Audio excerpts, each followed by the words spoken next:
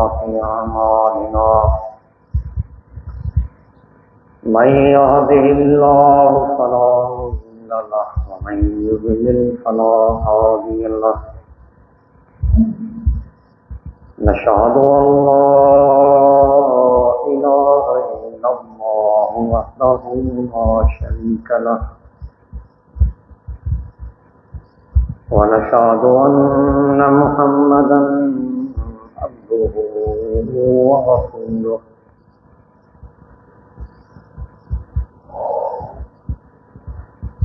اللهم صل على محمد وعلى آل محمد كما صليت على إبراهيم وعلى آل إبراهيم إنك حميد مجيد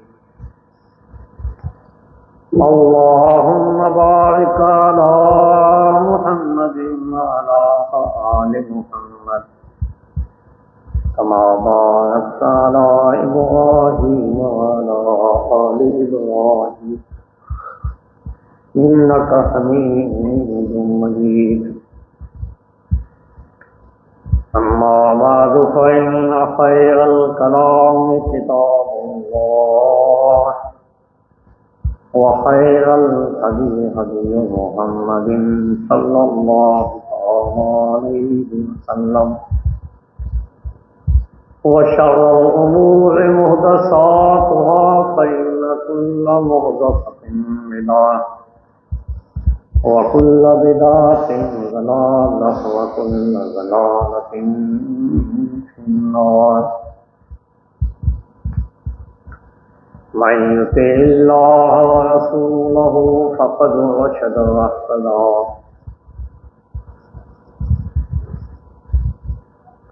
ومن يعص الله ورسوله فقد ضل وغوى أعوذ بالله السميع العليم من الشيطان الرجيم من همزه ونفخه ونفثه بسم الله الرحمن الرحيم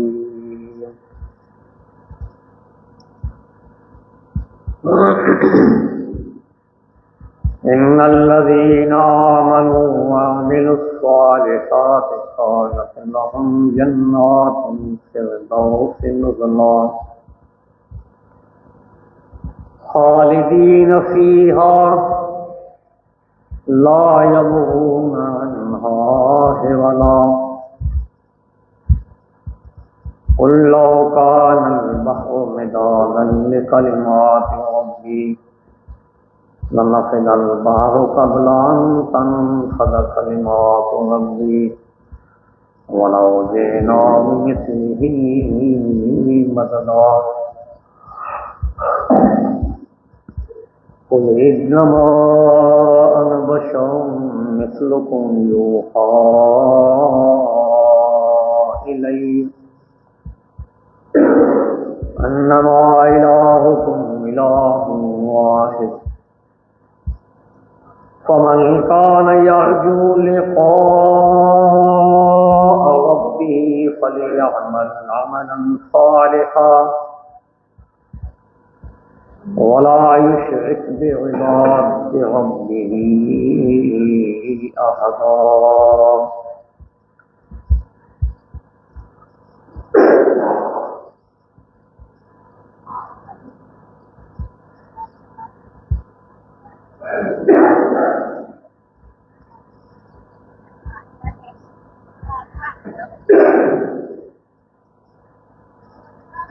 میرے محترم دوستو، اسلام یا ایمان دو چیزوں کا نام ہے۔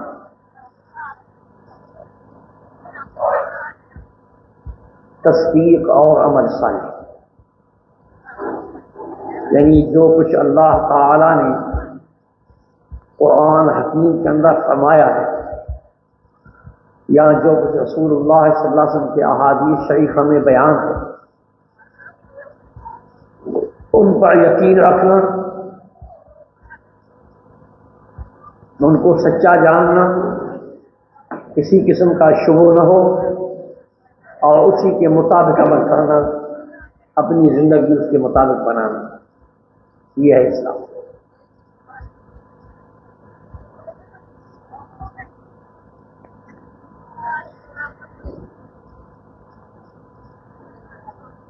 ہم نے سمجھا ہے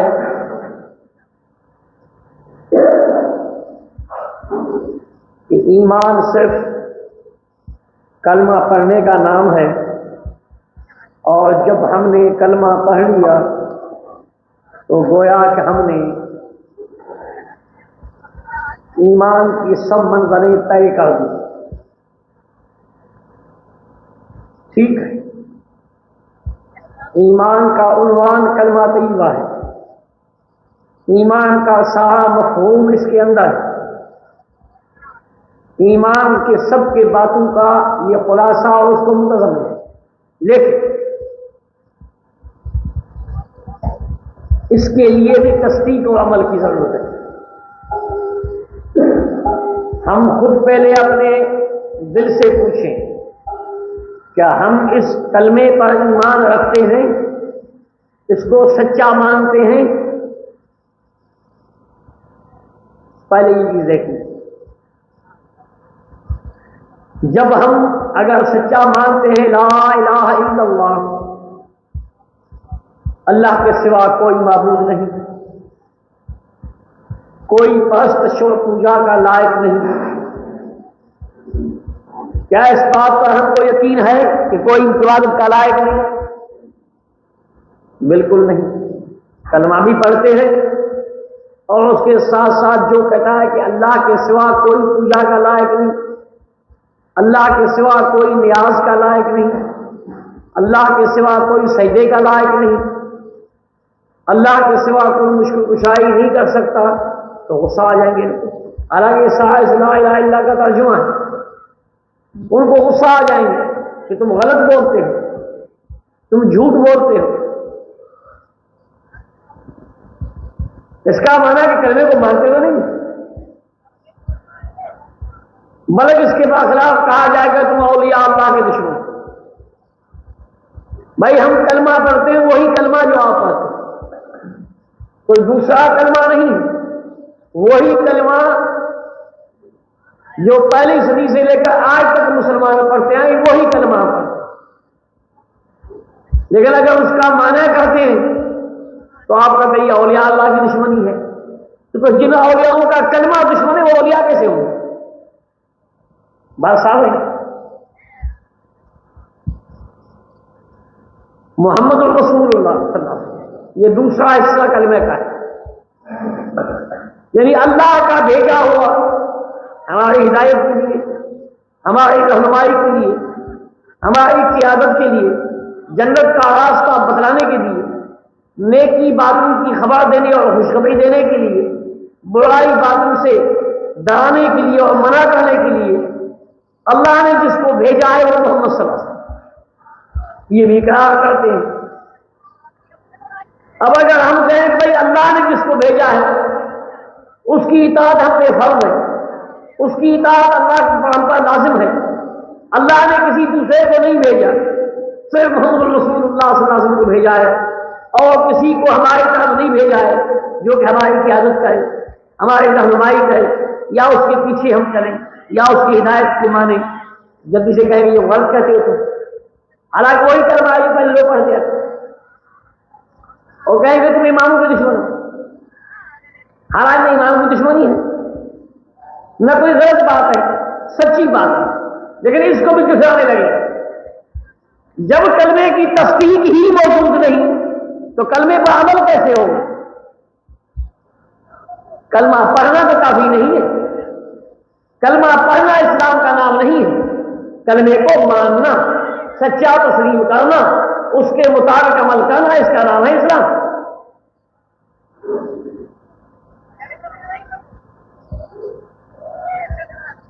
تو یہ ہے اصل بات۔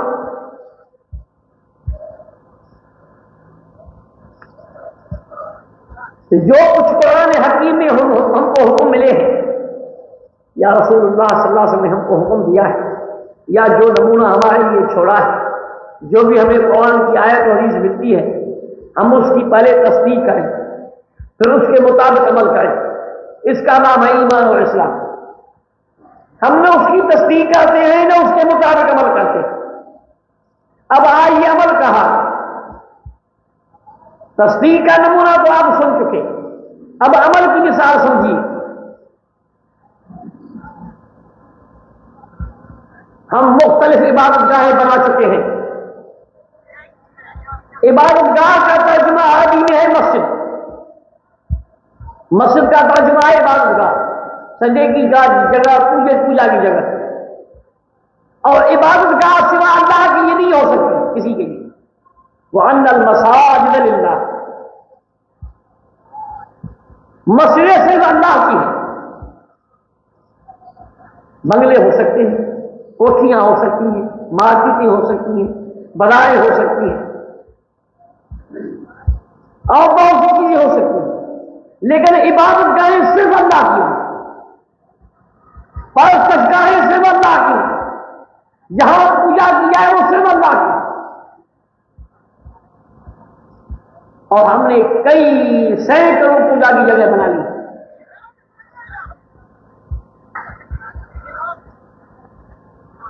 یہاں کیا ہے؟ یہاں فلاں بزرگ ہے، یہاں فلاں بزرگ ہے، یہاں فلاں چیز ہے، یہاں فلاں یہ فلاں۔ بھائی بزرگ تو دنیا میں ہمیشہ آئے ہیں، وہ آتے رہیں گے، ان کی کوئی کمی نہیں ہے۔ آدم علیہ السلام سے لے کر جب سے انسان پیدا ہوئے بزرگ ہوتے رہے، لیکن وہ سارے پوجنے والے تھے۔ آدم علیہ السلام بذات خود اللہ کا پوجنے والا، سب انبیاء علیہ السلام اللہ کے آگے سجدہ اور رکوع کرنے والے۔ جتنے نیک انسان، جتنے صالحین، جتنے اولیاء، جتنے متقی پرہیزگار، جتنے فاضل اور نیک گزرے، وہ سب اللہ کے آگے پوجا کریں۔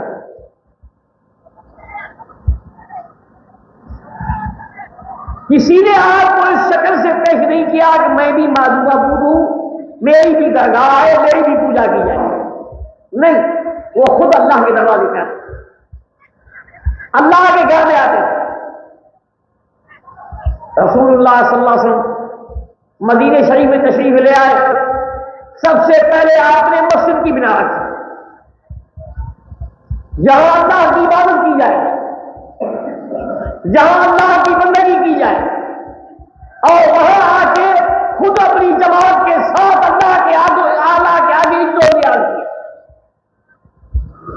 اللہ کے آگے گھومنے ٹیکے، اللہ کے آگے اپنی پیشانی زمین پہ رکھی، اللہ کے آگے ناک کو رگڑا، اللہ کے آگے رکوع سجود جلوس کیا، اللہ کے آگے دعائیں اور تسبیحیں پڑھی، اللہ کے آگے رویا اور آنسو بہائے، اللہ کے آگے میں سوال اور دعا کے لیے اور اپنے مطلب کے لیے حاجت کے ہاتھ پھیلائے، اور دنیا کے لیے نمونہ چھوڑا کہ انا سید ولد آدم، آدم علیہ السلام کے پوری اولاد کی سردار میں ہوں، لیکن اللہ کے آگے میں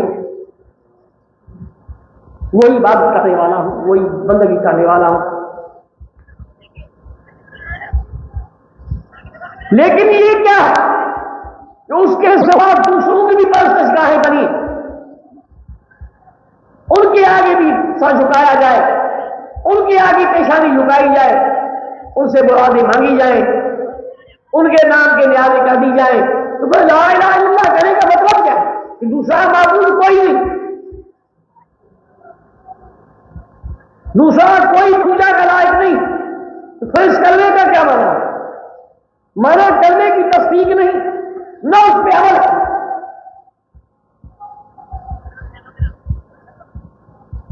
اور دوسرے حصے کو لیجیے کہ ہم نے اپنے طرح طرح کے مذاہب، طرح طرح کے طریقے بنا رکھے ہیں، جس کو جو پسند آیا اس کے پیچھے چل دیا۔ اللہ نے بھیجا رسول اللہ صلی اللہ علیہ وسلم، ہم نے اپنی طرف سے کوئی اور کھڑا کر دیا۔ اب آپ خلفائے راشدین کا دور کو دیکھیے،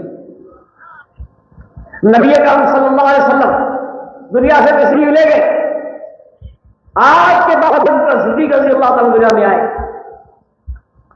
وقت کا عالم تھا، مجتہد تھا، امام تھا، قائد تھا، رسول اللہ صلی اللہ علیہ وسلم کا مالک بنا، لیکن اس نے کوئی اپنا مالک بنا کہ جی بات تو رسول اللہ صلی اللہ علیہ وسلم کی مانی جائے گی لیکن میں تم کو سمجھاؤں گا، تم نہیں سمجھ سکتے جو میں سمجھاؤں گا، کہا اس نے نہیں کہا، یہ بات نہیں کہی، حالانکہ اس کے ساتھ بھی صحابہ اختلاف کرتے تھے۔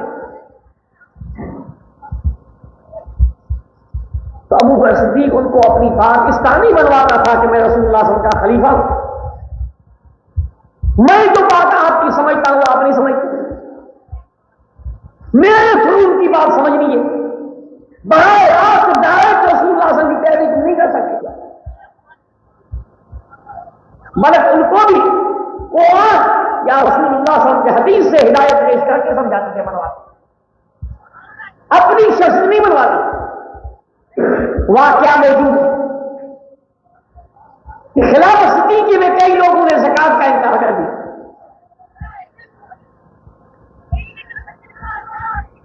صدیق اکبر رضی اللہ عنہ کے ساتھ لڑنے کے لیے تیاری کر دی، تو لوگوں میں یہ بات عجیب آ گئی کہ لوگ کلمہ بھی پڑھتے ہیں، نماز بھی پڑھتے ہیں،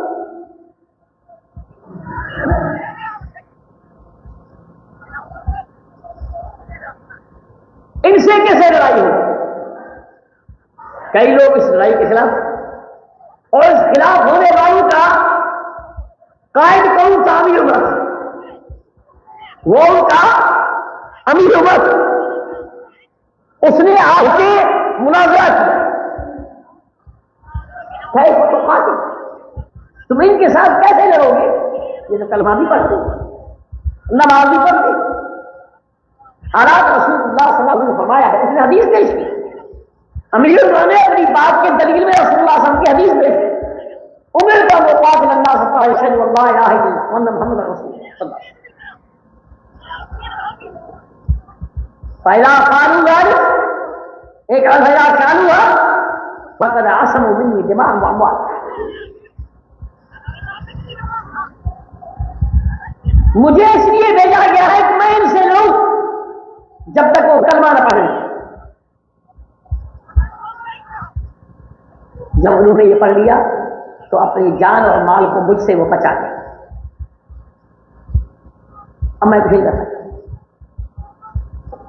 میں باقی ٹھیک ہے، حدیث رسول اللہ صلی اللہ علیہ وسلم، ابو بکر صدیق اسی حدیث کا آگے کا ٹکڑا پیش کرتا ہے، ابو بکر صدیق یہ نہیں کہتا کہ میں جو سمجھاؤں تم نہیں سمجھتے، نائب میں ہوں، آپ کا جائے نشین میں ہوں، لہذا میں جو سمجھاؤں وہ تم نہیں سمجھ سکتے، میں تم کو سمجھنا ہے، اس حیثیت سے اس نے اپنے آپ کو نہیں پیش کیا، اور میں حدیث کے الفاظ ہی پیش کر دیا، اسی روایت میں آگے کیا ہے، پہلا قالوا فقد عصموا مني دماءهم واموالهم الا بحق الاسلام، ٹھیک ہے کلمے پڑھنے کے بعد انہوں نے اپنی جان و مال بچائی، لیکن جو اسلام کا حق ہوگا اس میں بھی باقی، اگر اسلام کے روح سے ان کے طرف جو حق ہوگا وہ لیا جائے گا، زکات اسلام کا حق ہے وہ لیا جائے گا ان سے، جو اللہ کے حق کا انکار کرنے سے مقابلہ ہوگا، قرآن کو یہ کہتا ہے، قرآن کو یہ کہتا ہے فَإِن تَابُوا وَأَقَامُوا الصَّلَاةَ وَآتَوُا الزَّكَاةَ وَخَلُّوا سَبِيلَهُم، جب کلمہ پڑھیں، اپنی باتوں سے توبہ کریں اور نماز قائم رکھیں اور زکات دے کر اس کا راستہ چھوڑ دیں تو لڑتے رہو سے۔ تو ابو بکر صدیق نے ان کو بات جو منوائی وہ رسول اللہ صلی اللہ علیہ وسلم کی بات سے منوائی، جب امیر عمر نے رسول اللہ صلی اللہ علیہ وسلم کی بات سنی، اب تک تو لگتا ہے اسے مناظرہ کر رہا ہے، اعتراض کر رہا ہے، جب حدیث میں کہتا ہے کہ الحق، میں سمجھ گیا حق کی یہ بات، اور ساتھ دے دیا پوری جماعت کو موترس کی دستبرداروں کی طرف سے رسول اللہ صلی اللہ علیہ وسلم آ گیا تھا، ہم کیا کہتے ہیں، ہم یہ بات نہیں مانتے، پھر کلمہ پڑھنے کا مطلب کیا ہے، نبی صلی اللہ علیہ وسلم کے رسالت کے اقرار کرنے کا مقصد کیا ہے،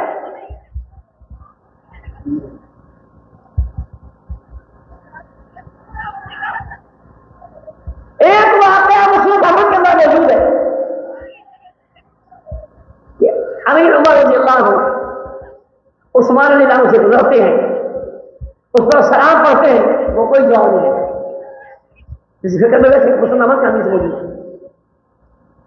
امیر عمر نے جا کے ابو بکر صدیق رضی اللہ عنہ سے شکایت کی کہ وہ خلیفہ تھا، یہ دیکھو مسلمان کا مسلمان سے حق ہے سلام کا جواب دینا، میں عثمان سے گزرا ہوں، اسلام کا کوئی جواب نہیں دیا۔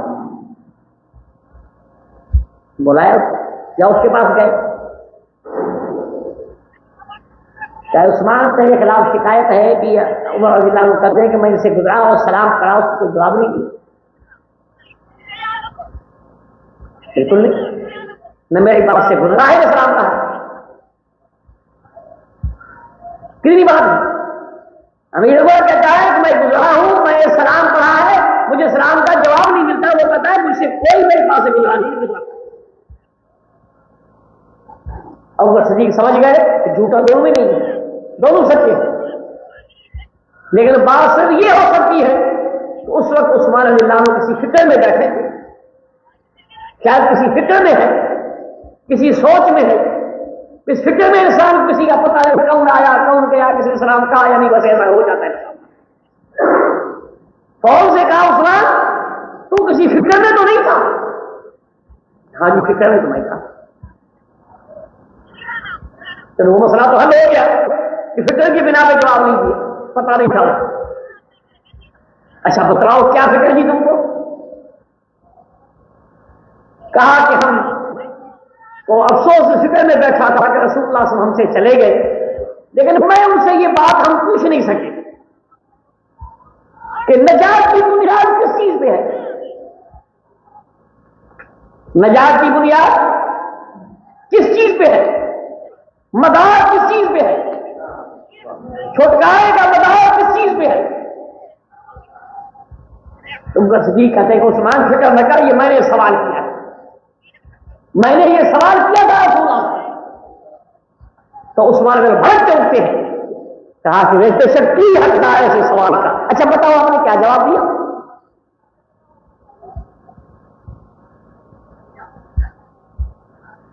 فرمایا میں نے آپ سے پوچھا، آپ نے جواب یہ دیا کہ مدار هذا الامر على كلمة عرضتها على عمي فلم يقلها،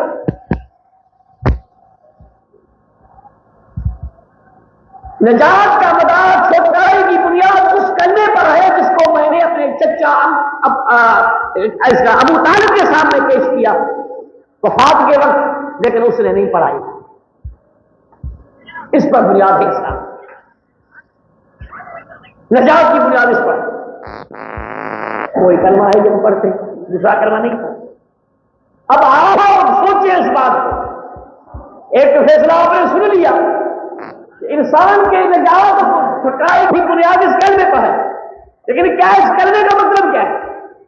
کلمے کے ساتھ کیا سلوک ہونا چاہیے؟ اگر یہی مانا ہے کہ ہم زبان سے پڑھتے رہیں اور زبان سے کہتے رہیں تو اس سے کچھ نہیں مانا۔ اس قسم کی باتیں تو ابو طالب نے نہیں کہی، پھر کیوں بڑا کس نے کرنا نہیں کہا؟ وہ کہتا کہ تمہارا دین سچا ہے، وہ کہتا تھا کہ یہ نبی ہے، ان کا شعر ہے، جب لوگوں نے مخالفت کی ان کی اور آپ رسول اللہ کی تکذیب کرنے لگے، جھٹلانے لگے، تو انہوں نے کیا کہا؟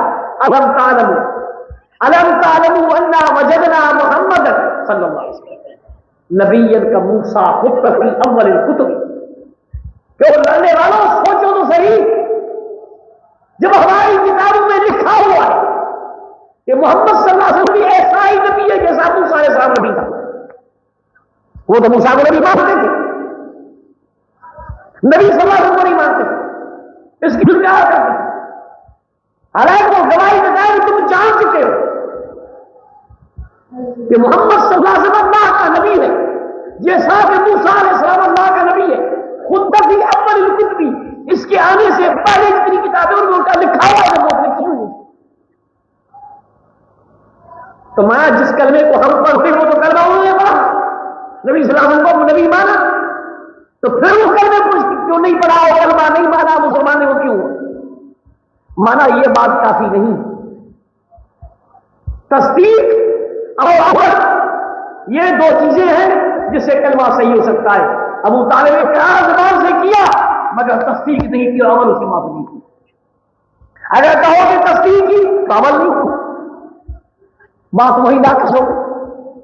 ہم بھی کلمہ پڑھتے ہیں، لا الہ الا اللہ ہی کہتے ہیں، اور قبروں کو بھی پوچھتے ہیں، گٹھوں کاؤں کو بھی پوچھتے ہیں، لکڑیوں کو بھی پوچھتے ہیں، تھیڑیوں کو بھی پوچھتے ہیں، حیوانوں جانوروں کو پوچھتے ہیں. اور لا الہ الا اللہ کے سوا کوئی معبود نہیں، کوئی پوجا کا لا پوچھتے سب چیز کو. زبان سے محمد رسول اللہ صلی اللہ علیہ وسلم کہتے جاتے ہیں لیکن پیاری ان کی نہیں. بس بڑوں کو ہم نے دیکھا، بزرگوں کو ہم نے دیکھا، فلاں ہم نے فرمایا، فلاں پیر نے کہا. اللہ تعالیٰ نے سمجھایا وما یؤمن اکثرهم باللہ الا وهم مشرکون. جو اللہ پر ایمان لانے والے ہیں، مسلمان کہلانے والے ہیں، وہ زبان سے کلمہ پڑھنے والے ہیں، ان میں اکثریت ان لوگوں کی ہے جو اللہ کے ساتھ شرک کرنے والے ہیں. ایمان لاتے ہیں اور شرک بھی کرتے ہیں. اب ایمان رہا ہے، ایمان وہ ہے جس میں ایک اللہ کی عبادت ہو اور دوسروں کا انکار ہو.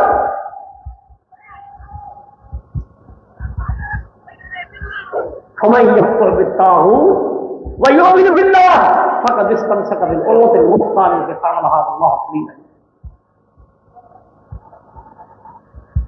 مضبوط سہارا اس وقت تمہارا ہو سکتا ہے جب ہر اس چیز کا انکار کرو جس کا اللہ کے سوا جس کی پوجا ہو رہی ہو، یا رسول اللہ صلی اللہ علیہ وسلم کے مقابلے میں اس کو کھڑا کیا جا رہا ہو، یا اس کا قول رسول اللہ صلی اللہ علیہ وسلم کے قول کے مقابلے میں پیش کیا جا رہا ہو، اس کا طریقہ رسول اللہ صلی اللہ علیہ وسلم کے طریقے کے مقابلے میں پیش کیا جا رہا ہو، یا آپ کے لائے ہوئے کتاب قرآن اور حدیث کے مقابلے دوسرے کتاب میں پیش کیا جا رہا ہو.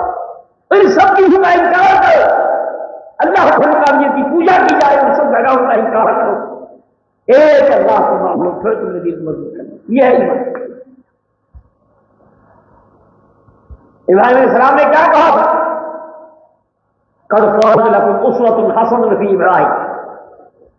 ابراہیم علیہ السلام کے زمانے میں بھی لوگ اللہ کو مانتے تھے، اللہ کے منکر نہیں تھے.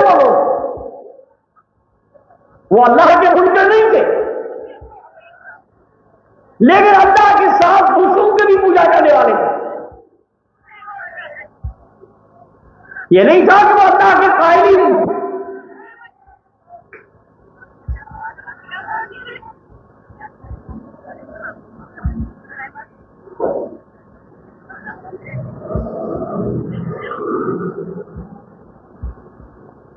وہ اللہ کو مانتے تھے مگر اللہ کے ساتھ اور کی جگہیں انہوں نے بنا دی اور کی پوجا نہیں کرتے. تو ابراہیم علیہ السلام نے ان کو کھلے لوگوں میں کر دیا. وہ ہمارے لیے مثال چھوڑی، ہمارے لیے نمونہ رکھا. وما قد كان لكم اسوة حسنة في ابراهيم والذين معه إذ قالوا لقومهم إنا براء منكم ومما تعبدون من دون الله كفرنا بكم وبدا بيننا وبينكم العداوة والبغضاء حتى تؤمنوا بالله وحده. اے لوگوں مسلمانوں، تمہارے لیے نمونہ وہ بہتر ہے جو ابراہیم علیہ السلام اور ان کے ساتھیوں کا تھا. وہ کیا تھا؟ اذ قالوا لقومهم، اپنے قوم والوں کو صاف لفظوں میں کہہ دیا، انا براء منکم ومما تعبدون من دون اللہ، ہم تم لوگوں سے بیزار ہیں، علیحدہ ہیں، اور اللہ کے سوا جن جن چیزوں کو تم پوجتے ہو، جو جو درگاہیں تم نے بنا رکھی ہیں، پوجا کی جگہ بنا رکھی ہیں، وہ سب سے بیزار ہیں. کفرنا بکم، ہم نے تمہارے دین سے انکار کیا، تمہارے معبودوں سے انکار کیا، تمہاری درگاہوں سے انکار کیا، نہیں مانتے ان کو. کفر کیا ہے تمہارے معبودوں سے، تمہارے درگاہوں سے، تمہاری درگاہوں سے ہم نے کفر کیا. وبدا بیننا وبینکم العداوۃ والبغضاء ابدا، ہمارے اور آپ کے درمیان میں ہمیشہ کے لیے دشمنی اور بغض ہے ظاہر ہو چکا ہے. دشمنی ہو چکی ہے، عداوت ہو چکی ہے. اب کوئی دوستی نہیں ہوگی، کوئی دفاع نہیں ہوگا، کوئی صلح کی صورت نہیں. صرف ایک صورت ہے اور دوسری نہیں. حتی تؤمنوا باللہ وحدہ، ہماری طرح دوسری درگاہوں کو چھوڑ کر ایک اللہ کے ماننے والے بن جاؤ، ایک اللہ کے طرف کام کرتے۔ یہ ہے کلمے کو ماننا، اس کے مطابق عمل کرنا۔ ہم نے اللہ تعالیٰ کی درگاہ کی تعظیم رکھی، نہ رسول اللہ صلی اللہ علیہ وسلم کے حکم کی تعظیم رکھی۔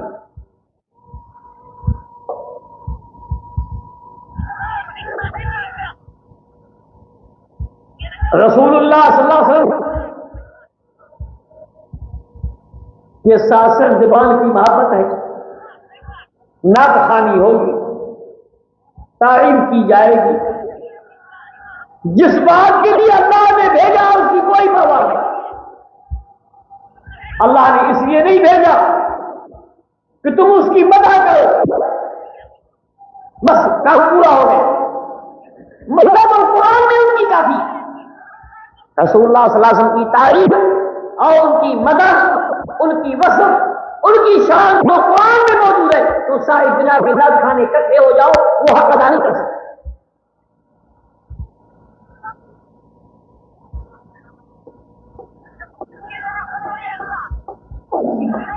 سمجھ آئی بات؟ لیکن اس کو بھیجا کس لیے؟ صلی اللہ علیہ رسول اللہ علیہ بإذن اللہ، ہم جس رسول کو بھیجتے ہیں صرف اس لیے بھیجتے ہیں کہ اس کی اطاعت کی اللہ کے، اس کی تابعداری کی جائے، اس کی تابعداری کی جائے، اس کی پیروی کی جائے، اس کا کہا مانا جائے۔ ہم اس کا کہا تو مانتے نہیں، کہا تو باپ داداؤں کا مانتے، کہا اپنے پیروں وڈیراؤں کا مانتے، تو پھر کلمے بھی ایمان کہا رہا، کلمے کے مطابق عمل ہو رہا۔ اب سکھانی زبان ہی کلمہ پڑھنا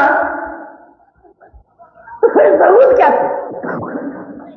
یہ لڑائیاں بدر و حنین کا معرکہ، احد و تبوک کا میدان، یہ کیوں ہوگا؟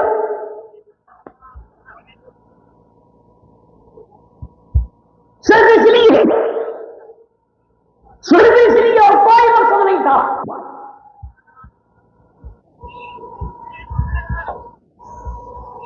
کوئی اس کا مقصد کچھ بتلاتا ہے، کوئی اس لیے کہتا ہے کہ آپ نے جو کچھ لڑائیاں کی، جو کچھ مقابلہ کیا، وہ اس لیے کہ میرے بچوں کی عزت ہو، اہل بیت کی عزت ہو۔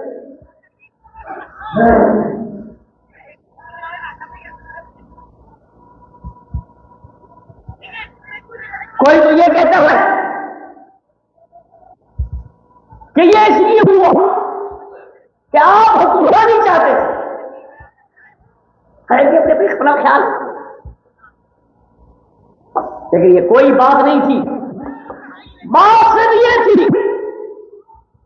کہ میں آپ اگلے پچھلے چھوٹے بڑے سب ایک مالک کے بندے،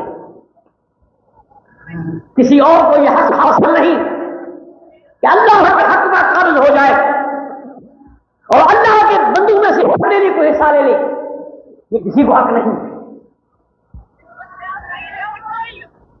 ما كان لبشر ان يؤتيه الله الكتاب والحكم والنبوة ثم يقول للناس كونوا عبادا لي من دون الله، یہ کسی کو حق حاصل نہیں کہ وہ صاحب علم ہو، صاحب کتابت ہو، صاحب حکومت ہو، صاحب نبوت ہو، اس کو یہ اختیار نہیں ہے، یہ اس کو لائق نہیں ہے، یہ اس کو حق نہیں ہے کہ لوگوں کو اپنی طرف سے سکھائے کہ جی میری جگہ نہیں، بلکہ اس لیے آئے تھے، یہ لڑائیاں اس لیے ہوئی کہ اور کوئی فتنہ باقی نہ رہے، زمین کے خطے خطے پر اللہ کا دین ہو، اللہ کا حکم ہو، اللہ کی شریعت ہو، جو اللہ کا فیصلہ ہے وہ ہو، تاکہ ساری جو طاغوت ہیں وہ ختم ہو جائیں، کسی کی پرستش نہ رہے، کسی کی پوجا باقی نہ رہے، کسی کی تابعداری باقی نہ رہے۔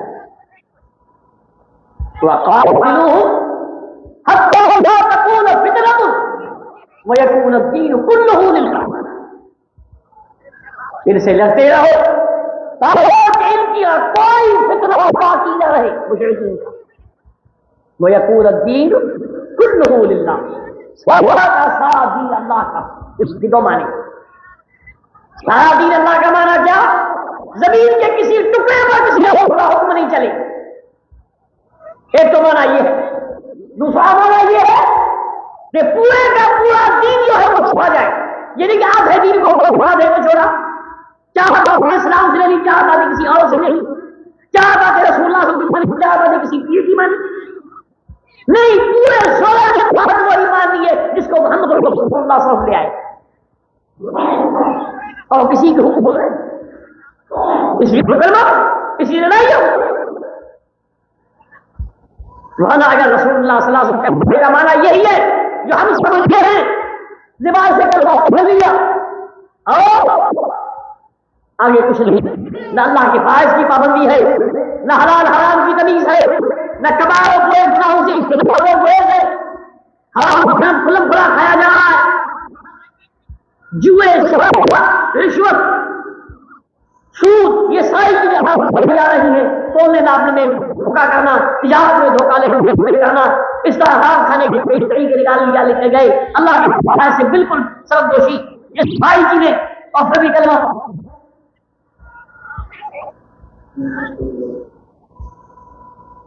اس کو ملنے کا کوئی مطلب نہیں.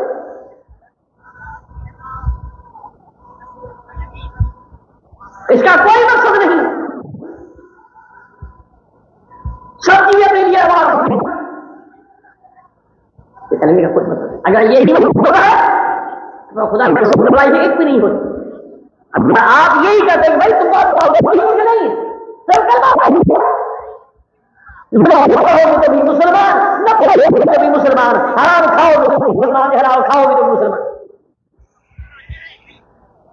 کلمہ پڑھو گے مسلمان ہو جاؤ.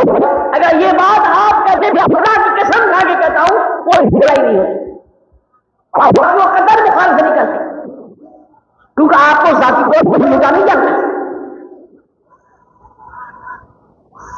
یہ جٹلاتے تھے اس حکام کو جن کی دن کے عیاشی بھی پڑتی تھی، ان کے رات جن کے کام پڑتی تھی. فرمایا فَاعْلَمْ إِنَّهُ لَيَحْزُنُكَ الَّذِي يَقُولُونَ فَإِنَّهُمْ لَا يُكَذِّبُونَكَ وَلَٰكِنَّ الظَّالِمِينَ بِآيَاتِ اللَّهِ يَجْحَدُونَ. فرمایا یہ تمہارے حق میں یہ کہتے ہیں کہ جادوگر ہے، جھوٹا ہے، نعوذ باللہ، یہ وہ ہے. اس سے تمہیں غمگینی ہوتی ہے، دکھ پہنچتا ہے، صدمہ پہنچتا ہے، لیکن حقیقت ہم آپ کو بتاتے ہیں کہ فَإِنَّهُمْ لَا يُكَذِّبُونَ، یہ جھوٹا تمہیں نہیں کہتے، تم کو یہ جھوٹا نہیں کہتے.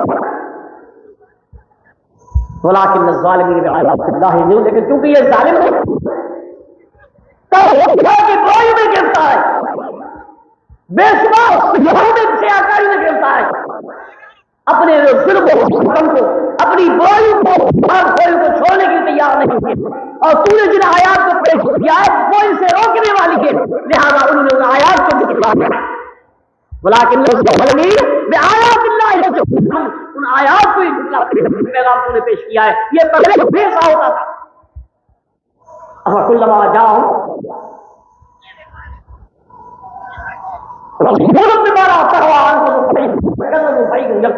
جب ان کے پاس کوئی رسول ایسا پیغام لاتا تھا جو ان کے خواہشات کے خلاف ہوا، ان کے تمناؤں کے خلاف ہوا، ان کی عیاشی مکان کے خلاف ہوا، تو فوراً اس کو جھٹلاتے تھے اور بڑے سے تیار ہو جاتے.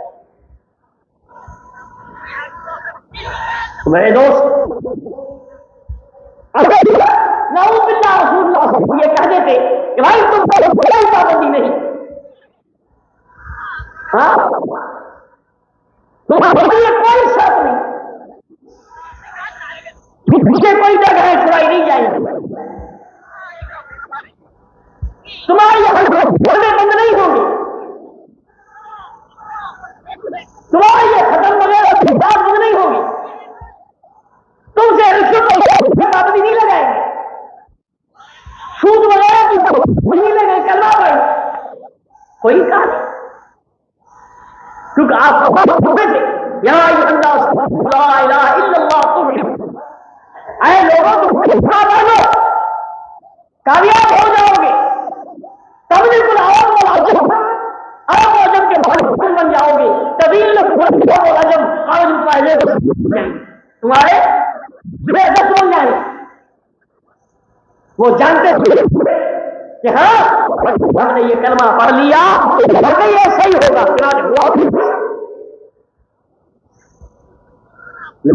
یہ بھی سمجھ لیا کہ یہاں کلمہ زبان سے پڑھنا کافی نہیں, اس کی تصدیق کرنی پڑے گی, اس کے مطابق عمل کرنا پڑے گا. یہ ساری جگہیں ختم ہو جائیں گی, ان سب جگہوں کو چھوڑنا پڑے گا, ایک اللہ کی بیانی اٹھانا پڑے گا. جو ہم اٹھائیں گے وہ نبی صلی اللہ علیہ وسلم کے فیصلے کے مطابق اٹھائیں گے. اس پابندی کی بنا پر انہوں نے کہا کہ چلو جھٹا آج بھی یہی آج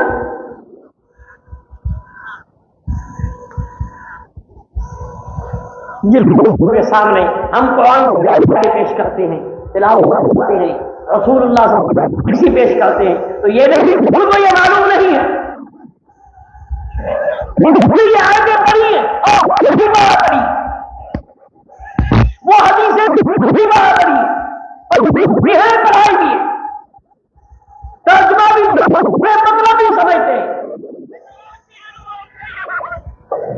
لیکن جو ان کے گھر, ان کے مذہب, ان کی خواہشات, ان کے طریقے اس کی بات کے خلاف ہیں, اس لیے اپنے کو خوش کرنے کے لیے یہ تو لامذہب ہے, ان کا کوئی مذہب اس طرح کر کے اپنے آپ کو خوش کر دیا اور اپنی بےچینی کو دور کر دی. تو یہ مولوی سے قرآن کے بھی خلاف ہو, حدیث کے بھی خلاف ہو, ہم سارے جناب مسلمان جائیں گے نہیں, یہ نہیں لامذہب ہے یہ لوگ, وہ مانتے ہی نہیں یہ امام دشمن ہے, یہ پیروں کے دشمن ہے, ولی اللہ کے دشمن ہے, اس بات کو ہی نہیں چاہتا, اس نے خوش کر دیا. میرے بھائی اس طرح سے آبادی حاصل نہیں ہو سکتی. اپنی کثرت کے بنا پر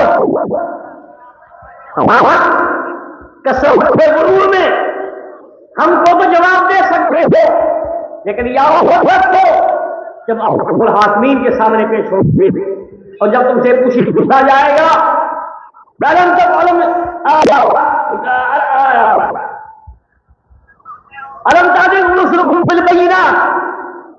کیا تمہارے پاس ہمارے رسول دلیلیں نہیں آئے؟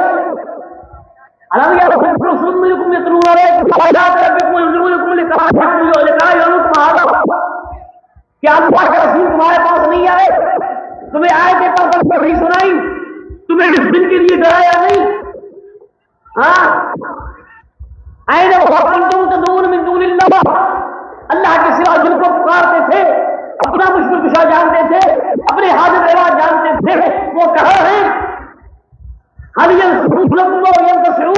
خطبائی مدد کر سکتے ہیں, کوئی بچاؤ کر سکتے ہیں, تمہارا کوئی انتقام لے سکتے ہیں, کچھ کوشش کر سکتے ہیں؟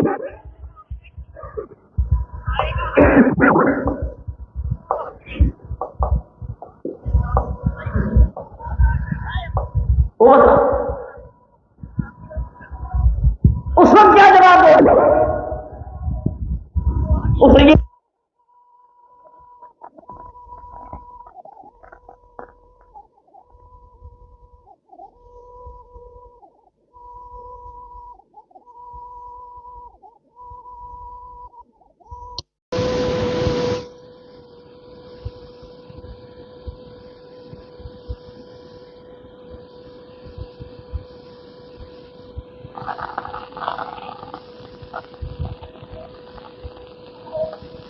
یہ کہو اللہ کے حق سے پیروں مریدوں کو نہیں مانتے تھے, اماموں کو نہیں مانتے تھے, میرا بیٹا تھا اس لیے ہم نے ان کو بات نہیں مانی. یہی کہو. اگر یہ کہا گیا اس کے جواب میں تمہیں کہ اللہ کے بندے جو تم کو صرف کوئی حدیث پیش کر سکتے ہیں, صرف کوئی حدیث, کیا وہ لامذہب ہو سکتے؟ لامذہب تو تم ہو جو قرآن کے مقابلے میں اور کتابوں کو کھڑا کر دیا, حدیث کے مقابلے میں تم اقوال اور آیات کو کھڑا کر دیا, اللہ کے رسول کے مقابلے میں اور پیشوا کھڑے کر دیے. لامذہب تو تم ہو.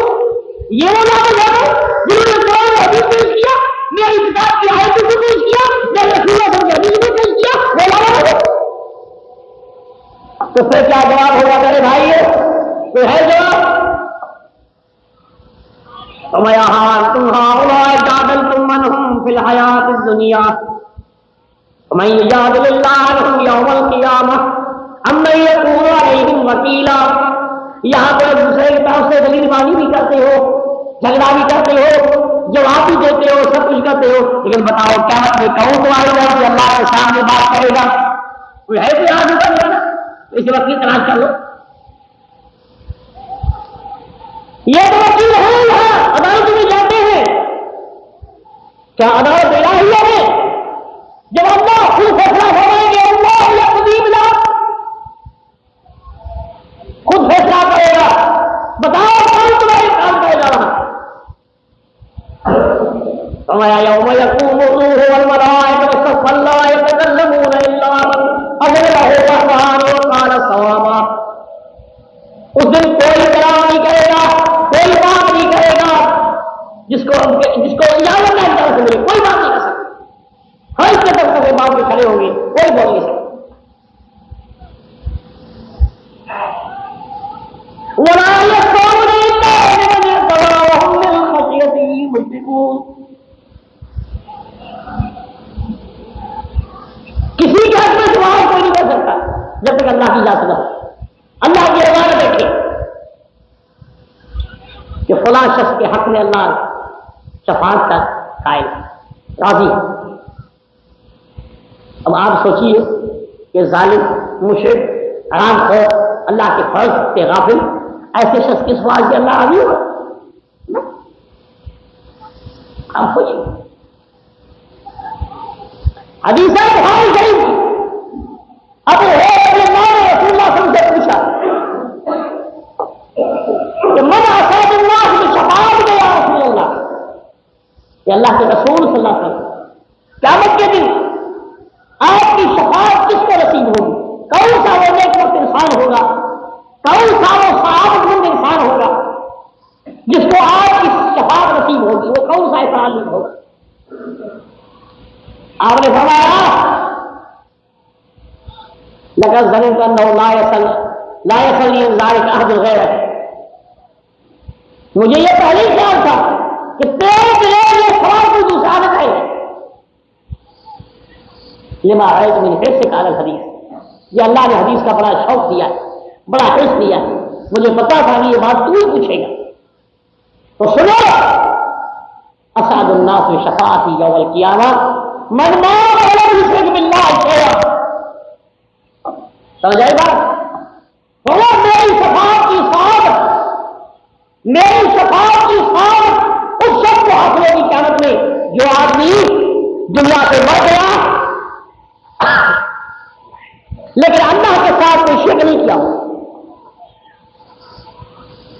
اللہ کے ساتھ کوئی شرک نہیں کیا ہو، صرف ایک اللہ کے آگے جھکایا ہوگا، ایک اللہ کے آگے کھڑا ہوگا، ایک اللہ کی عبادت کی ہوگی، ایک اللہ کی عبادت، اللہ کی جو عبادت گاہ ہے اس کے سوا کسی اور درگاہ کا نہیں گیا ہو، کسی اور پاس گاہ پہ نہیں گیا ہو۔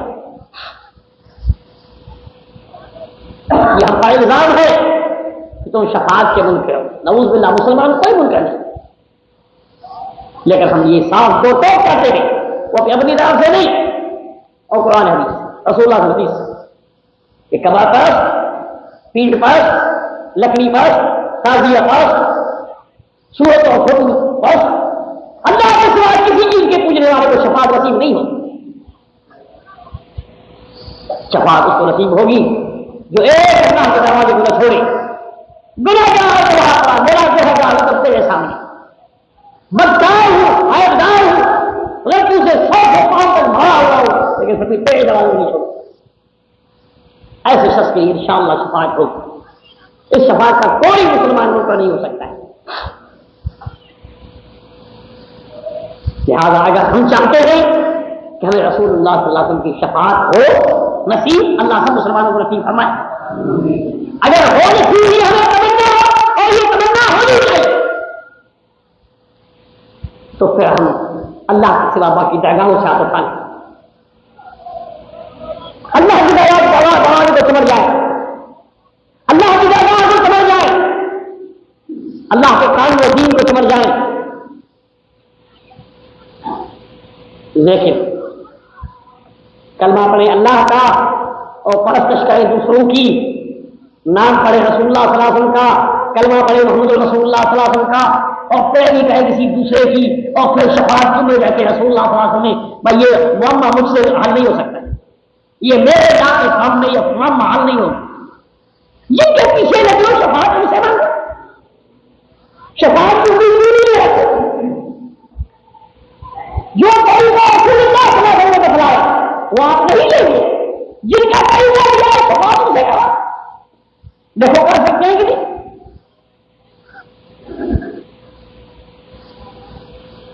ہمارا ولا یملک الذین یدعون من دونہ الشفاعۃ الا من شہد بالحق وهم یعلمون. کتنا واضح حکم ہے، بالکل صاف لفظ میں فرما دیا ولا یملکون من دونہ ولا یملک الذین یدعون من دونہ الشفاعۃ. اللہ کے سوا جن کو بھی تم کو پکارتے ہو، جن کو بھی تم پوچھتے ہو، جن کے چڑھائے چڑھاتے ہو، جن کے نیاز کرتے ہو، وہ شفاعت کا کوئی اختیار نہیں رکھتے. کسی کو بھی پکارتے ہو کوئی بھی، فرشتے بھی آ گئے، نبی بھی آ گئے، ولی بھی آ گئے، مسلمان بھی آ گئے، کافر بھی آ گئے، انسان بھی آ گئے، جن بھی آ گئے، سب کوئی اختیار نہیں رکھتا. ہو گیا. اب آگے استثناء کرتا ہے الا، ہاں وہ شفاعت کر سکتے ہیں الا مگر وہ جو من شہد بالحق، جو حق کی گواہی دینے والا ہو، اور وہ بھی وہی یعلمون، جانتے ہو.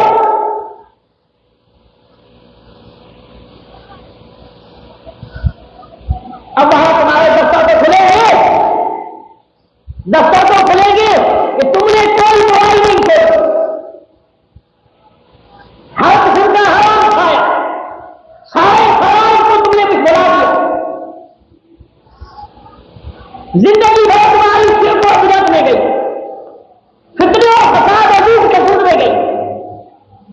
تو کیا ایسے وقت میں رسول اللہ کو یا اللہ یہ بچہ آ گئی ہے اس کو چھوڑ دو؟ یہ شفاعت سچی ہے جھوٹی؟ نہیں جائے. جب یہ دفتر کھلے گا، یہ باتیں نکلیں گی تو شفاعت کے بجائے کچھ اور کہے گا. اگر قرآن کو مانتے ہو، اگر تم نے باتوں کو نہیں چھوڑا، بات نہیں ہے، سمجھ آئی بات نہیں ہے. شرک سے، بدعت سے، حرام کھانے سے، فرائض کو چھوڑنے سے، ان حقیقت میں بات نہیں ہے. تو سننا، شفاعت کے بجائے پیغمبر صلی اللہ علیہ وسلم کچھ اور کہیں. یہ بات سن، میں نہیں کہتا، مجھے کیا کرنے کا. فرمایا وقال الرسول یا رب ان قوم اتخذوا هذا القرآن مهجورا. اس اللہ کے رسول کیا کہیں گے کہ اللہ نے اس قوم نے قرآن کو پیچھے چھوڑ دیا، پھینک دیا، الگ کر دیا، چھوڑ دیا. مجھے کہا یہ نہیں. ہاں اگر ہمیں غلطیاں ہیں، ہم توبہ کریں، لوٹے، تو یہ آپ کا یہ اللہ اس شخص نے توبہ کس کو معاف کر، یہ بات ٹھیک. تو اگر ہم شفاعت کے متمنی ہیں، اور مسلمان کو یہ سب سے بڑی تمنا ہوتی ہے کہ مجھے اس قسم کی نعمت نصیب ہو، رسول اللہ کی شفاعت نصیب، مسلمان کی بہت بڑی تمنا ہے، تو اس کو چاہیے تو اس کا اہل اپنے آپ کو بنائے، اپنے آپ کو اس کے لیے اہل بنائے. سوال یاد رکھو، اور بیان کرتا ہے فی جنات یتساءلون عن المجرمین ما سلککم فی سقر. جنت والے اور جہنمی سے پوچھیں گے، کئی تو پوچھیں گے پہچانے والے رہیں گے، ما سلککم فی سقر، کون سا تمہارا جواب تمہیں جہنم ملے گے؟ جواب کیا ملتا ہے؟ قالوا لم نک من المصلین ولم نک نطعم المسکین وكنا نخوض مع الخائضین وكنا نكذب بيوم الدین حتى أتانا اليقین. کوئی کہے گا ہم تو نماز نہیں پڑھتے تھے، کوئی جواب دے گا ہم تو بخیل تھے، کسی مسکین اور بھوکے پر رحم نہیں کھاتے تھے. کوئی تو یہ کہتا تھا کہ اللہ اللہ نے وہ کھیل تماشے میں سے گزار دیے، دین کی کوئی پرواہ نہیں کی. کوئی تو یہ کہتا کہ ہم قیامت کو نہیں مانتے، کیا فرق پر کوئی خوف نہیں رکھتے تھے. جب تک زندہ ہے مر کا آنکھوں سے دیکھا، اس سے پہلے ہم کو یقین نہیں ہے. یہ تو انہوں نے جرم بتایا اور فیصلہ کیا ملتا ہے؟ فلا تنفعهم شفاعۃ الشافعین، کسی شفاعت کرنے والے کی شفاعت اس کو کوئی فائدہ نہیں دے گی. کسی شفاعت کرنے والے کی شفاعت ان کو کوئی نفع نہیں دے گی. اب آئیے اسلامی عقیدے کے لحاظ سے مسلمانوں اپنے دل سے پوچھ کر بتاؤ، کیا رسول اللہ صلی اللہ علیہ وسلم کی شفاعت بے فائدی ہوگی؟ بے فائدہ نہیں ہوگی، فائدہ مند ہے. جب اللہ کہتے ہیں کہ شفاعت کوئی فائدہ نہیں دے گی تو ہمارا رسول اللہ کہے گی، اگر کہے گی فائدہ ہوگی، آپ کہیں اور فائدہ نہیں ہو سکتا. اس کا معنی کہ آپ شفاعت بے نماز کے لیے نہیں کہیں، قیامت سے بے خوف کے لیے نہیں کہیں، ظالم کے لیے نہیں کہیں. ان اپنی غلطی سے توبہ کرو.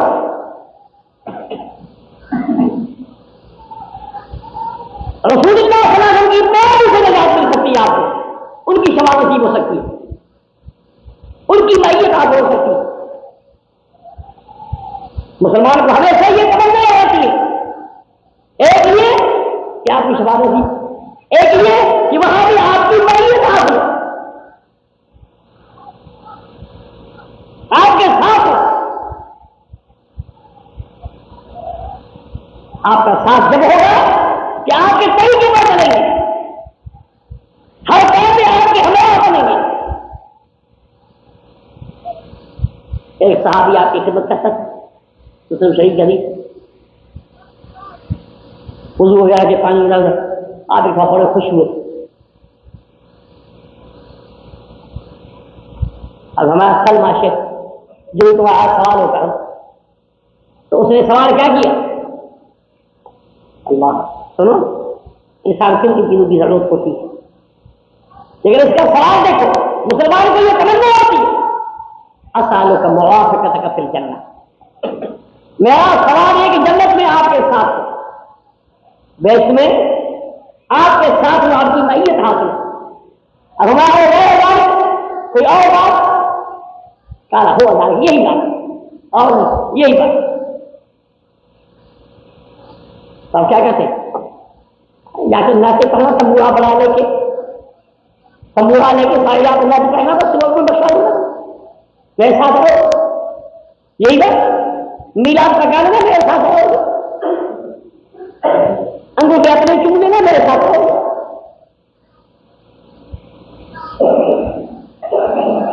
میں نے کہا تھا ایک آدمی کو، میں نے کہا یہ رسول اللہ صلی اللہ علیہ وسلم کے نام پہ انگوٹھا چومتے ہو، آپ نہیں مانتے ہو، تمہاری عزت اس لیے انگوٹھے چومتے ہو اپنے اور عزت کی رسول اللہ صلی اللہ علیہ وسلم.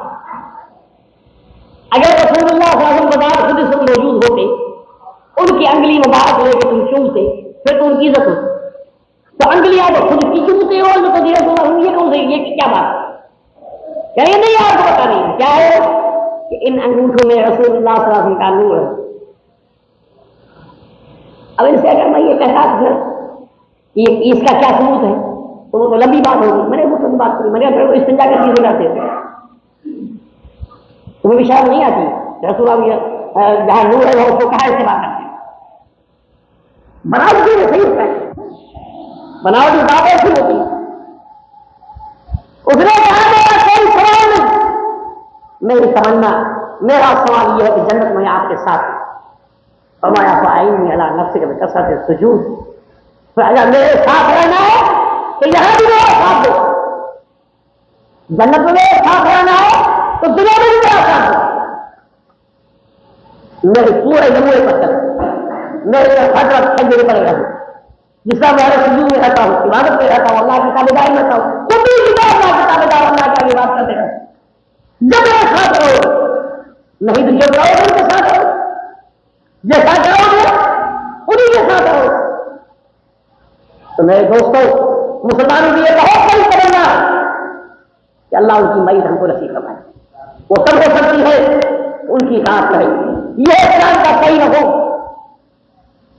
لیکن ہم یہ نہیں کرتے.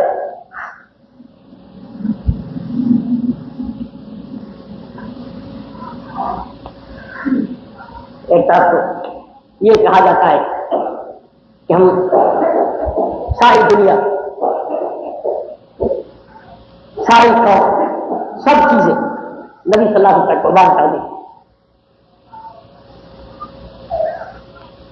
آپ کے بعد کوئی ہستی نہیں, آپ کے شاہ کے بعد کوئی ہستی نہیں.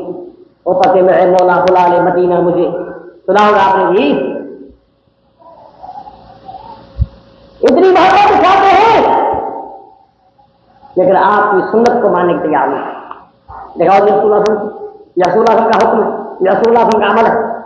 آج ہمارے بزرگوں نے یہ کہا, یعنی آپ کو خود بخاری کے بزرگ ساتھ لے جاتا ہے, وہ بھی لے رہا اور بزرگ بیٹھتی ہے خود کر کے ہم کرتے ہیں. ہم دکھائیں رسول اللہ صلی اللہ علیہ وسلم کی حدیث کہ رسول اللہ کا عمل ہے, اس طرح آپ ہم فرماتے تھے, اس طرح آپ نماز کرتے تھے, اس طرح آپ کھاتے تھے, صحیح کام کرتے تھے. ہم نے اپنے بزرگ کو لے جاؤ جس کا مانا کہ اب اس کے بزرگ کیسے کیسے نام کیسے سمجھائی بات کی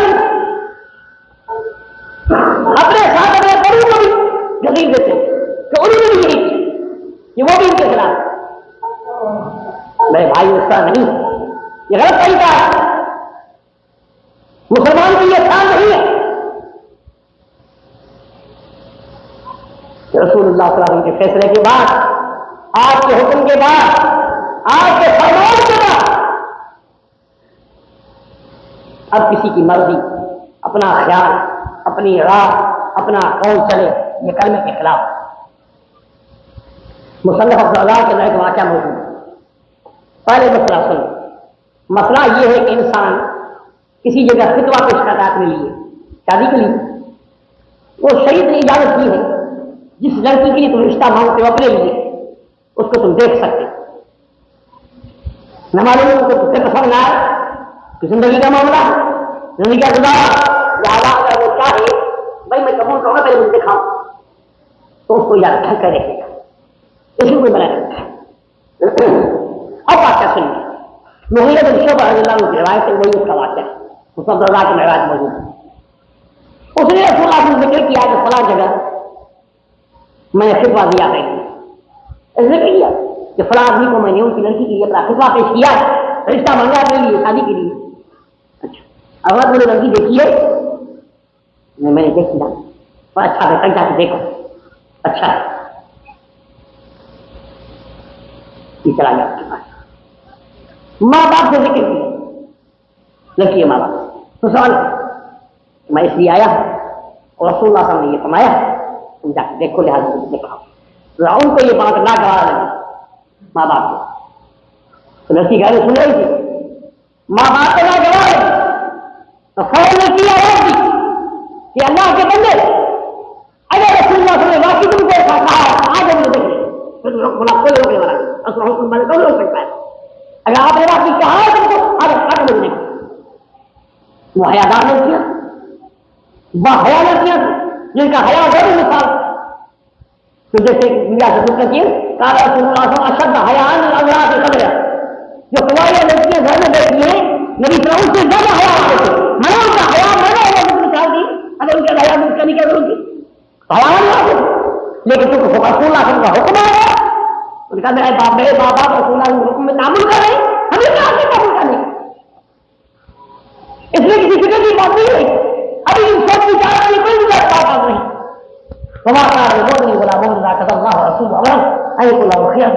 یہ کون کا خیر ہے,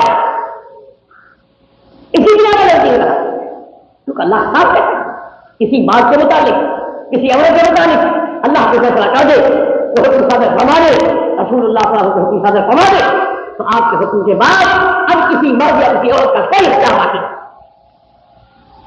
یہ ہے اسلام نکلنے کا مانا. ضرور لوگوں نے کلمہ پڑھا, ہمیں کیا کرو, ہمیں کیا کرو, کلمہ بھی پڑھ رہے ہیں, کمرے بھی پوچھ رہے ہیں, کلمہ بھی پڑھ رہے ہیں, کئی کا بھی بنا رہے ہیں, پیڑھی ہوئی کے اڈے بھی جلا رہے ہیں, کلمہ بھی پڑھ رہے, حرام بھی کھا رہے, سود بھی کھا رہے, اور ہر چیز برائی کر رہے, کوئی پوچھنے والا نہیں, کوئی روکنے والا نہیں. اس کا مانا کلمہ نہیں ہے میرے دوستوں, اس کا مانا کلمہ نہیں ہے. کرنے کے بعد ایک پابندی ہے, اپنے آپ کو پابند سمجھو, اس میں کوئی شک نہیں.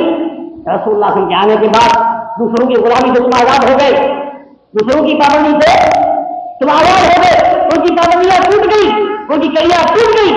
لیکن اس دائرے کا نہ تم پابند ہو جس دائرے کو رسول اللہ نے پیش کیا. یہ بھی قرآن کی. تو ایمان دو چیزوں کا مجموعہ جو اللہ تعالیٰ نے فرمایا ہے اور جو رسول اللہ نے فرمایا ہے اس کی پوری طور پہ تصدیق کرنا, اس کو ماننا اور اس کے مطابق عمل کرنا یہ ہے. ہم تو اس حکم میں بھی شک کرتے ہیں. حدیث کے گھر کے بعد بھی کہ ہاں جی ہمارے بزرگوں نے نہیں کیا تو کوئی تو بات ہوگی, تمہارا مانا بھی نہیں.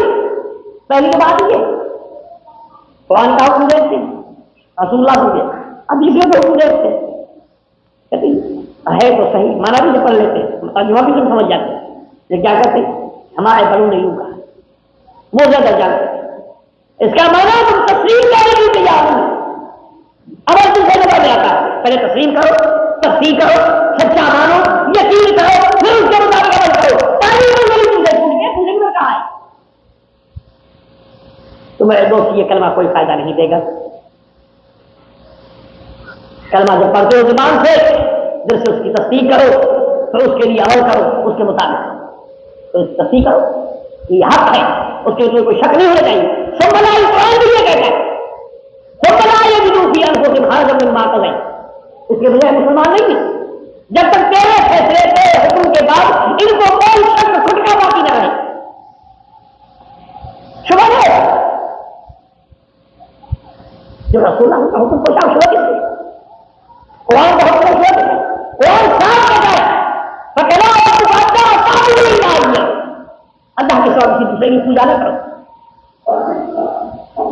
اگر تم دوسرے کی پوجا کرتے ہو اس کے لیے طرح طرح کے ہیلے نکالتے ہو کہ بھائی بل احساس نہیں کرتے, ہم بل جو ہم رواج کرتے ہیں, یہ کرتے ہیں, وہ کرتے ہیں, یہ تعریف کر کے جان چھڑاتے ہیں. کہاں ہے پہلے تو صحیح یقین رکھو اللہ نے فرمایا اللہ کے سوا کسی دوسرے کی پوجا نہ کرو کسی کی نہیں. پہلے تو صحیح یقین رکھو اور کوئی پوجا کا لائق نہیں. پہلے تو یہ نہیں کرو, پہلے یہ فیصلہ کرو کوئی پوجا کا لائق نہیں, کسی قسم کی پوجا نہیں ہو سکتی نہ جاری نماز. ہم اس کو ماننے کے تیار ہیں. ہم تو صاف ہی کہتے ہیں جو ملتا ہے وہ یہاں سے ملتا ہے, ملتا ہی نہیں سے جو ملے گا وہ یہاں ملے گا, اسی جگہ سے ملے گا. خود بڑا ہوا پہرے دار بیٹھے ہیں, محاذ بیٹھے ہیں, جھاڑو دینے والے بیٹھے ہیں, صفائی کرنے والے بیٹھے ہیں, جو دوسروں میں اور تم کو جو ملے گا وہ یہاں ملے گا, جو ملے گا وہ یہاں ملے گا. تو یہ قرآن کہاں کرے گا اللہ یہاں لے گا تو قرآن ہی کوئی تعلیم نہیں, کوئی اہتمام نہیں, کوئی جمعہ نہیں. قرآن کی ایک حرف کا انکار کرنے والا مسلمان ہے, ایک حرف کا انکار کرے مسلمان نہیں. کوئی جملے قرآن جو کئی بار یہ حکم استعمال کیا لا تعبدوا الا اللہ لا تعبدوا الا اياه, اللہ کے سوا کسی کو پوجا نہیں.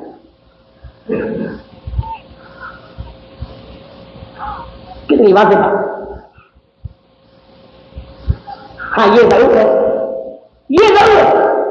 کہ حق اور صحیح دین کلمے کے مطابق صحیح زندگی بنانا, اس میں مشکلاتیں آئیں گی, امتحان آئے گا, وہ آپ کو برداشت کرنا پڑے گا.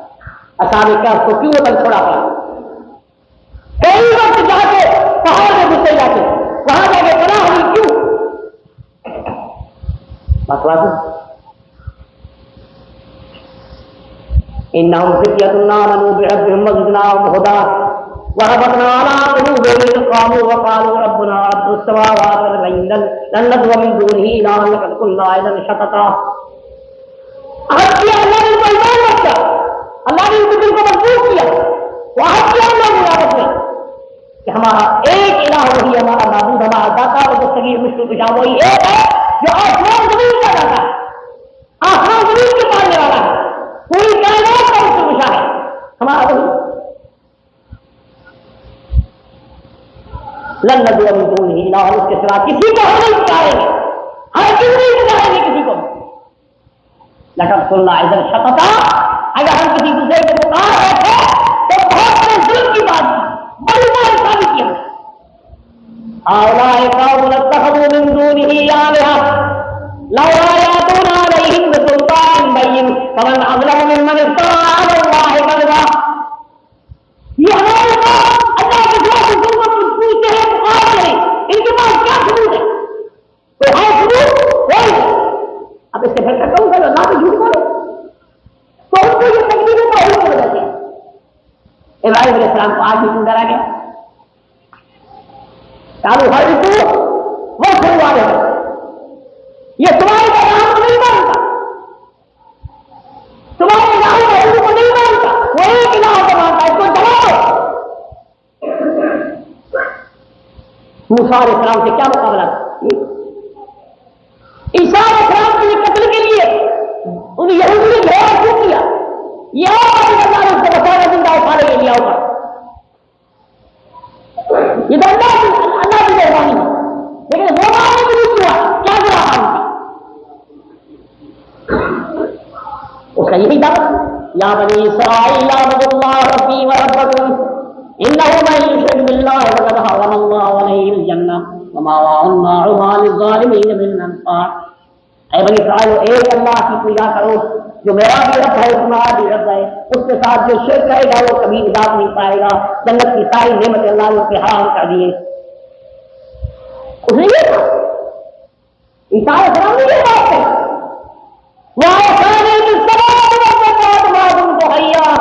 زندگی میں اللہ کی عبادت کرنی ہے، نماز پڑھنی ہے، زکات دینی ہے، اللہ کے سامنے ہر قسم کی عبادت کرنی ہے. اور اسی طرح کی جناب اس کو گہرا کے سوری جلائیے کرے وہ اللہ نے سوچا ہے بابا قتل ہوا سوری چلا سکے قدر کر سکے یہ مرا اللہ تعالیٰ نے اٹھا لیا.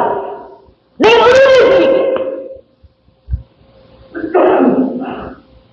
رسول اللہ صاحب کو طرح طرح کی تکلیفیں پہنچی. یہ کسی صرف بات. لہٰذا میرے دوستوں، ایمان کہ اگر ہم مدعی ہیں، اسلام کے ہم مدعی ہیں، اپنے آپ کو مسلمان کرواتے ہیں تو مسلمان بننا چاہیے. پہلی بات ہے کہ ہماری اعتقاد ہے کہ جو کچھ اللہ نے فرمایا ہے، جو کچھ رسول اللہ صلی اللہ علیہ وسلم نے فرمایا اور کیا ہے وہ سب ہمارا حق ہے. اس میں کسی قسم کا شبہ نہیں، کسی قسم کا غلطی کا گمان نہیں، بالکل بحق کا یقین ہے. تو اس کے مطابق عمل کرنا، اس کے مطابق چلنا، یہ ہے ایمان. ورنہ وہ ابو طالب والا ایمان ہے. اس زمانے میں تاریخ چلی تھی کہ یہ اسلام پسند آپ کو مل جائے. اسلام پسند میں نے پوچھا یہ کون سی تاریخ یا مسلمان کا کام اسلام پسند ہی کیا بات ہوتی؟ میں نے ابو طالب کی تاریخ ہے جی گواہی دی. میرا پہلا اسلام پسند ابو طالب جو قضا عالم ان دین محمد من خیر ادیان البعید دین صلی اللہ. میں جانتا ہوں سب دین میں بہتر دین اس کا دین میں بتائیے. اسلام پسند تو وہی تھا. یہ تو وہی منزلہ پہلے میں نے کہا نکالی تھی میدان اسٹیشن کے ایک ایسی منزل بھی ہے کہ تمہیں اسلام پسند نہیں کیا یا مسلمان کیا کہا. تو میرے دوست یہ پسند رکھنے کا کوئی مسئلہ نہیں. ہم اسلام کو پسند کیا ہے، اسلام نہیں لگا کہا ہو جائے. اسلام کو پسند کرتا ہے لیکن مسلمان ہوتا نہیں تو بس وہ ٹھیک ہے. یہ تو کھانے پینے کی چیز ہے، ہم کو کوئی پسند پہ نہیں لیتے. بازار میں جاتے کپڑا دیکھتے پسند پہ نہیں لیتے، کھانے کی پسند نہیں لیتے، فروٹ دیکھ کے نہیں لیتے، پسند ہے نہیں لیتے. یہ پسند کا مسئلہ پسند میں ہونا نہ ہونا بات نہیں ہے. جو چیز تم کو پسند ہے کھانا کھا لے لو، تمہیں اگر اسلام پسند ہے کھانا کا اسلام لے لو. نہیں، یہ بات نہیں. اللہ یہ نہیں کہتا تمہاری پسندی کا اسلام ہوتا نہیں. وہ تو اللہ نے خود تمہارا بھی پسند کیا. اسلام دینا راضی بھی اپنے اسلام دینا تمہارے لیے دین پسند کرنا. جب تو ہم کو دیا تمہاری پسند کی ضرورت ہے کہ تمہاری پسند کے بجائے اس کی خدا کو نہیں. اگر تم نے پسند نہیں کیا تو اسلام ہوتا جائے، یا تم نے پسند کیا اسلام کا مہربانی ہو جائے. اسلام تمہاری پسند کا کوئی موقع نہیں. اسلام کے لیے تمہاری صداقت کی گواہی کوئی روک نہیں. مجھ کے آنا چکے خود کی بول نہ کہتا ہے بول مجھ کو وہ ہے جس کی خوشبو بتلاتی ہے. مجھ سے مجھ کو وہ ہے جس کی خوشبو بتلاتی یہ مجھ سے. یہ نہ کہتا ہے دیکھنے والا کہ یہ مجھ سے ہے بنا رہے وہاں کیا ہے ہندوستان سے آیا ہے سمجھ سے آیا وہاں نکل سے آیا.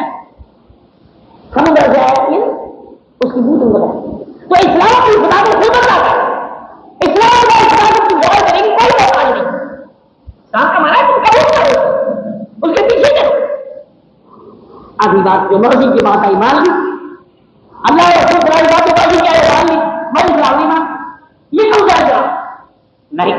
فرمایا یا ایھا الذین آمنوا ادخلوا فی السلم کافہ,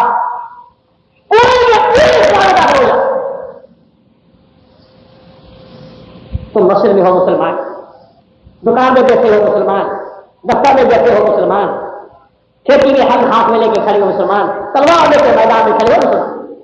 تم حاضروں کو مسجد میں رہے اللہ کا تعالیٰ ہے, نہ ان کی حدیث کو مانتے ہو, نہ ان کے قرآن کو مانتے ہو, نہ ان کے حکم کو مانتے ہو.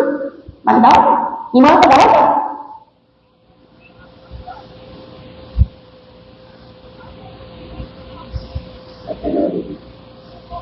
ہاں وہ زمانہ یاد آتا ہے محدثین کرام کا.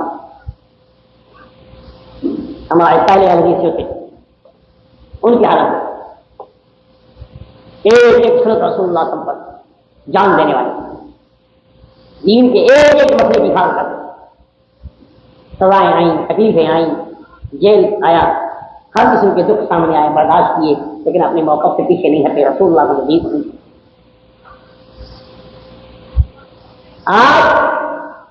آج ہماری حالت کیا ہے؟ مثال دوں آپ کو, میں تو مثال دیتا ہوں کہ آج کل کے ہمارے عزیزوں کی حالت کیا ہے. وہ ٹوپی والی مثال دیتا ہوں. مثلا میں ٹوپی آتی ہے بتائی, ٹوپی آتی ہوتی ہے. عام طور لوگ بلا ٹوپی کے فائدے سامنے گے اور مولوی خطبہ دینے کی تو سامنے کی نماز نہیں ہوگی. ٹوپی ایسی ہوتی مسجد میں کہ بندہ آگے ٹوپی اٹھا کر سامنے پہن کر نماز پڑھتے, جب سلام پھیل جائے ٹوپی وہاں چھوڑ کے چلے جاتے. مسجد میں آ کے اونچی آمین ہوتی ہے, فجر ہوتی ہے, سیدھی بات مانتے, سب کچھ ہوتا ہے, نہیں سوچتے, بس باہر نکلنے کے بعد کوئی پتہ نہیں کون. اور آج میرے دوستوں نہیں, صاحب ملے کے بعد دکان پر تمہارے بھی سوچو کہ حدیث کس چیز کی جان دیتا ہے, کون کس کی جان دیتا ہے. ادا میں بیٹھے اس وقت بھی آدمی لوگ بیٹھے معاشرے میں, برادری میں, کھیتی میں, تجارت میں, لین میں, دین میں, ہر ایک معاملے حدیث کے موقع میں کریں. باقی ایسے تو مسلمان کہا تو کوئی منع نہیں ہے. کسی اور نے بھی کہا کہ مسلمان, کسی اور نے بھی کہا عقائد آدھا کو بغیر قال آمنت انه لا اله الا الله بنو اسرائیل اور میں مسلم. جب ڈوبنے لگا موسیٰ علیہ السلام کو ستاتا رہا, قوم کو مارتا رہا, عذابیں کرتا رہا, بچے کو قبضہ کرتا رہا, ان کی لڑکی میں قبضہ کرتا رہا.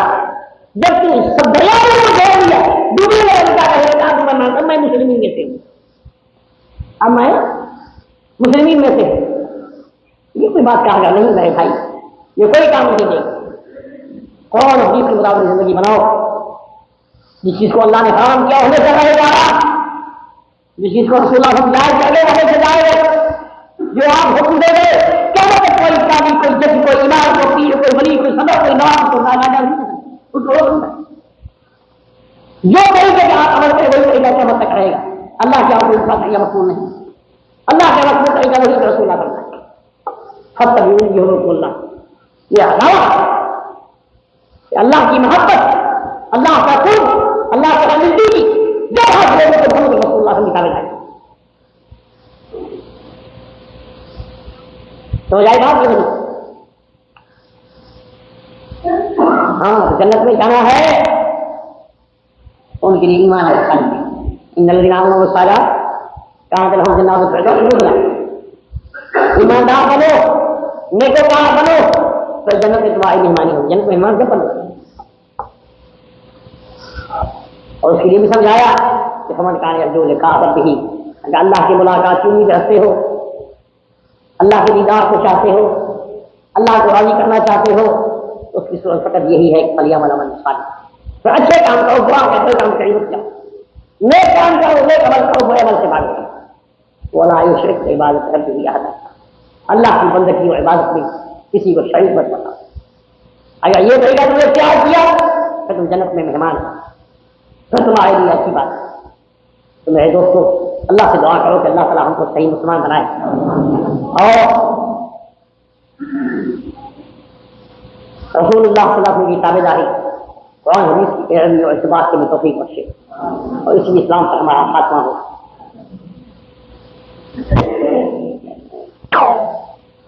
طلاق کسے کہتے ہیں؟ طلاق مقرر سے طلاق واقع ہوتی ہے یا نہیں؟ خلا کسے کہتے ہیں اور عقل ثانی کب ہو سکتا ہے؟ خلا دوسری چیز ہے، طلاق دوسری چیز ہے. خلا یہ ہے کہ میاں بیوی کا آپس میں صلح نہیں ہو سکتا ہے اور وہ ایک دوسرے کے صلح کے ساتھ ایک دوسرے کو چھوڑتے ہیں کہ ہم نبھا نہیں کر سکتے. ممکن ہے کہ ہم سے کوئی ایسی غلطی ہو جائے اور سوچتی کہ میں ایسی غلطی کر دوں کہ حقوق ادا نہ کر سکوں، خدا کے ہاں گنہگار ہوں. یا مرد سمجھتا ہے کہ میں شاید ضد میں آ جاؤں یا کچھ ہو جائے، میں ظلم کر بیٹھوں، اس لیے بہتر ہے کہ جانب کی چھوڑوں، وہ جا کے اپنی جگہ خوش گزارے، میں جا کے دوسری جگہ گزاروں. اس کو خلا بولتے ہیں. جس پر وہ عورت کو معاوضہ لے کر جو ان کا مال دیا ہوا ہے وہ یا کچھ اور جگہ لے کر وہ جان چھڑا دیا، مرد اس کو چھوڑ دیتا ہے. اس کو بولتے ہیں یہ عدالت کے ہاتھوں یا قاضی کے. طلاق میں عورت کا واسطہ نہیں ہوتا ہے. عورت راضی ہو یا نہ راضی ہو، مرد کہہ دے میں تم کو طلاق دیتا ہوں، چھوڑتا ہوں. یہ مرد کے مسئلے میں. خلا جو ہے اس سے مرد کا مسئلہ نہیں ہوتا ہے، وہ عورت مرد دونوں کے اب صلح کی بات ہے. فرق یہ پہلے فرق سمجھ لیں. باقی رہا کہ وقت مقرر کی جب بڑی طلاق ہے. ایک آدمی کسی کو دباتا ہے، ڈراتا ہے، دھمکیاں دیتا ہے، ڈرا کر تلوار طلاق دلواتا ہے. کیا یہ طلاق واقع ہوگی یا نہیں؟ اسلام میں یہ طلاق واقع نہیں ہوگی، کیونکہ آپ خود جانتے ہو جب وہ خود جو اس آدمی کو زبردستی طلاق اس زبان سے کروایا جاتا ہے تو کیا اس کا دل اس بات کو مانتا ہے؟ دل اس کا طلاق نہیں تیار نہیں. یہ تو توحید کفر جیسے مسئلے کی بنانے کا اللہ من اکرے اور قلب مطمئن بالایمان. یعنی ایک آدمی کو کفروں کے کلمے کہنے کے لیے مجبور کیا جاتا ہے اور جان کا خطرہ ہے ان کو، اور جان بچانے کے لیے ایک آدمی کے لگے جان کہیں جائے میں کفر کی بات نہیں کہوں، وہ تو اور بات. لیکن کوئی ایسا کمزور ہو تو اللہ نے کہا کہ اپنی جان بچانے کے لیے تمہارا دل جو ہے وہ نہیں جانتا، ایمان پر قائم ہے لیکن زبان سے کفر کا کلمہ جان بچانے کا کہتا ہے تو یہ تمہارا کفر شمار نہیں ہوگا. تمہیں طلاق کیسے شمار کرو؟ صحیح نہیں. آپ خود سوچیے زبردستی کسی سودا کرایا جائے، کیا وہ سودا باہر کھولا جائے گا؟ اس کا طلاق نہیں ہوتی ہے، جبری طلاق نہیں ہو سکتی. باقی رہا جب دفانی وہ تو بھائی طلاق کے بعد جب تک دو طلاقیں ہیں، پہلی کے بعد رجوع کر سکتا ہے، دوسری رجوع کر سکتا ہے، وہ رجوع ہو سکتی ہے. لیکن عدت کے اندر اگر عدت گزر گئی 3 مہینے تو پھر نکاح نیا ہو سکتا ہے. لیکن 3 طلاق کے بعد اب رجوع کی کوئی صورت نہیں. وہ تو اتفاقی بات ہے، کہیں جا کے شادی کرے تو کتنی دن ان کے ساتھ رہتی ہے، پھر ان کی کوئی ناخواہی ہو یا ناکافی ہو جائے وہ طلاق دے دے، گزارنے کے بعد پہلے کوئی نکاح کرتے. لیکن یہ شرط کرنا جس کو حلالہ بولتے ہیں کہ بس ایک دن شادی کا حق کرو بسانا، اس کو تو رسول اللہ نے کہا کہ اللہ کا لعنت ہے اس کام پر، کرنے والے کو کہنے والے کو. یہ بات غلط ہے. یہ طلاق کے احکام ہیں اور یہ جو ہے وہ لکھا ہے خود کے احکام.